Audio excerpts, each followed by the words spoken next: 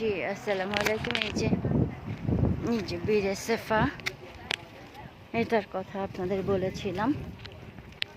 এই সেই খুব আমার এখানে আসার সৌভাগ্য হয়েছে, তাই আপনাদের দেখাচ্ছি। এখান থেকে পানিটা সোজা অনেক নিচে, তো এটা আসলে এখন এইভাবে দেখানো যাচ্ছে না। অনেক অনেক অনেক নিচে।